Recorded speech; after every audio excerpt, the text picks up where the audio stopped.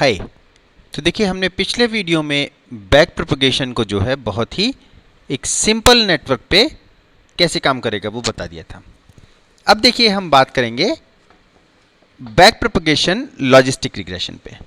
पर देखिए अब ये जो है ये बहुत डिफ़िकल्ट नहीं होना चाहिए। आपने अगर हमारा इससे पिछला वाला वीडियो देखा है तो आप इसको जो है अपने आप एक्सटेंड कर पाने चाहिए कि इसको लॉजिस्टिक रिग्रेशन पे अब कैसे काम करेंगे। तो ये देखिए लॉजिस्टिक रिग्रेशन अपना जो है उसमें n इनपुट्स हैं। ये एक न्यूरॉन है जो कि लीनियर पार्ट z कंप्यूट करेगा एंड देन उस पर एक्टिवेशन फंक्शन a लेके y हैट कंप्यूट कर देगा। ठीक है, इस पे वेट w1 है, वेट w2 है and so on, weight wn है। एक बायस टर्म भी है b। ठीक है, तो ये हमारा अब y हैट जो है z क्या है, z देखिए लॉस फंक्शन हमारा वही है जो हम अभी तक लिखते आए हैं। यहाँ पे कितने पैरामीटर्स हैं, यहाँ पे अपने पैरामीटर्स हैं w1 से wn तक एंड b। तो अब देखिए कैसे काम करेगा। अब देखिए z अभी भी एक ही नंबर है। ठीक है, z को अगर आप देखेंगे तो ये अभी भी एक ही नंबर है और जो हमने पहले कन्वेंशन ले चुके हैं उसके हिसाब से z कैसे कंप्यूट होगा। देखिए z कंप्यूट होगा w times x plus b। अब w को हम w1 भी लिख सकते थे लेकिन इस केस में इसलिए नहीं लिख रहे हैं क्योंकि एक ही तो लेयर है, तो इसलिए w1 की हमको स्पेसिफिकली जो है आवश्यकता नहीं पड़ेगी। ठीक है, तो अब ऐसे में ZWX प्लस B है जो कि ये रहा। तो अब हम देखिए इस टाइप की इक्वेशंस का इस्तेमाल ज़रा कम ही करेंगे। आपने देखा होगा कि अपने लॉजिस्टिक रिग्रेशन में हमको चाहिए WI। ठीक है, हर एक WI जो है ऐसे अपडेट होगा एंड B तो ऑफ कोर्स अलग रहेगा, उसको हम अलग ही रखते हैं, तो ये ऐसे हो जाएगा। अब z equal to WX plus B है, y हैट मतलब L जो है वो y हैट का फंक्शन है, लेकिन हमको फाइनली चाहिए L derivative of L with respect to all the weights जो यहाँ पे दिख रहे हैं।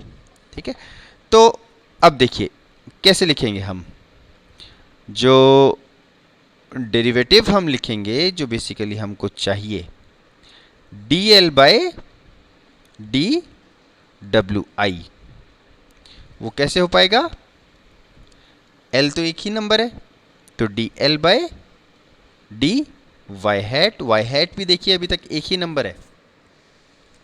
ठीक है, यहाँ पे तो इसलिए कोई कॉलम या फिर कोई मैट्रिसेस नहीं बन रही हैं अभी तक।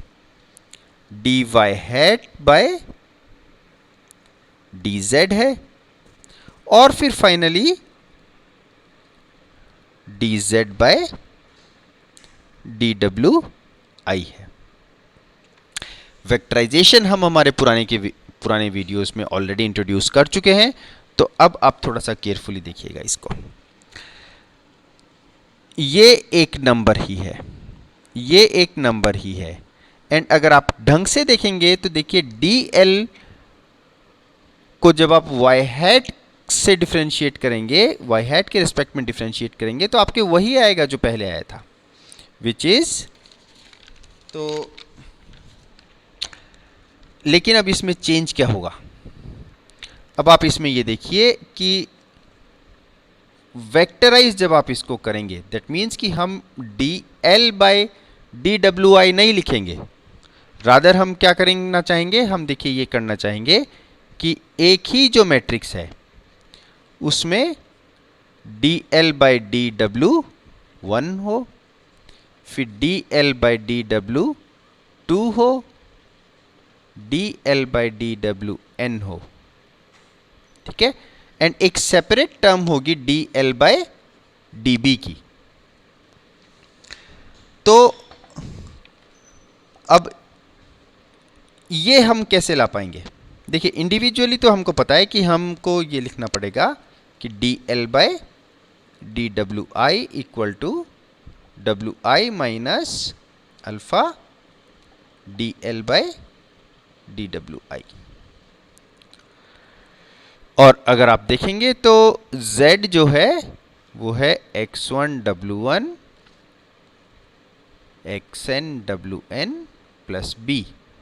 तो लास्ट टाइम हमारे जो यहाँ पे इसमें xw था, सिंस ये ऑल एडिटिव टर्म्स हैं तो उस हिसाब से इसमें कोई फर्क नहीं पड़ेगा।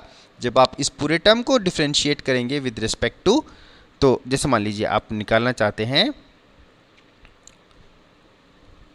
dz बाय डी w1 तो वो x1 ही आएगा। सिमिलरली dz बाय dwi जब निकालेंगे तो वो xi आ जाएगा, एंड dz बाय db जो आएगा वो 1 आ जाएगा। तो अब अगर आप देखेंगे इसमें कि dz बाय dw1 है x1, dz बाय dw2 है x2 and so on, dz by dwn है xn। ठीक है, तो अब हम इन सब को ऐसे अलग अलग ऐसे इक्वेशंस की फॉर्म में लिखने के बजाय हम इसको वेक्टराइज्ड फॉर्म में लिखते हैं। तो अब देखिए हमको जो चाहिए dl by d capital W लिख रहे हैं। अब हम कैपिटल W क्या है? कैपिटल W है W1 से लेके Wn, तो बेसिकली 1 क्रॉस n की एक मैट्रिक्स है। तो अब ये क्या हो जाएगा? देखिए y हैट माइनस y वाली वो जो दो टर्म्स हैं, ये जो दो टर्म्स हैं, है ना, ये जो दो टर्म्स हैं उनको तो हम कर ही चुके हैं, तो वो तो यहाँ पे आ चुकी हैं, ये रही। ठीक है, अब जो हमारे बचता है करने को वो ये वाला पार्ट है dz बाय dwi। तो अब देखिए dz बाय dwi हमको चाहिए, लेकिन ये हमको ऐसे नहीं चाहिए। अब हम इसको क्या करेंगे? अब हम इसको कैपिटल W करेंगे। ठीक है, लेकिन ये देखिए dl by dw, basically W जो है एक रो वेक्टर है, dz बाय dw क्या होगा? आप चाहेंगे कि वो भी, मतलब आपको इक्वालिटी होल्ड करानी है, ये तो एक स्केलर है। ठीक है, तो ये दोनों की डायमेंशन जो है वो सेम होनी चाहिए। तो अब आप देखिए dz बाय dw हमको पता है क्या है, ये है वेक्टर x, लेकिन हम w को एज ए रो वेक्टर ले रहे हैं। जो कन्वेंशन हमने ली है पूरे डीप लर्निंग में वही हम फॉलो करेंगे। हमने पहले भी कहा था कि वो ट्रांसपोज वाली चीज़ हम नहीं करेंगे फॉलो। तो अब dl बाय dw जो है वो है y hat minus y, dz by dw वो क्या है? वो कुछ नहीं है, वो x है। लेकिन हमने पहले भी कहा है कि x जो है वो एक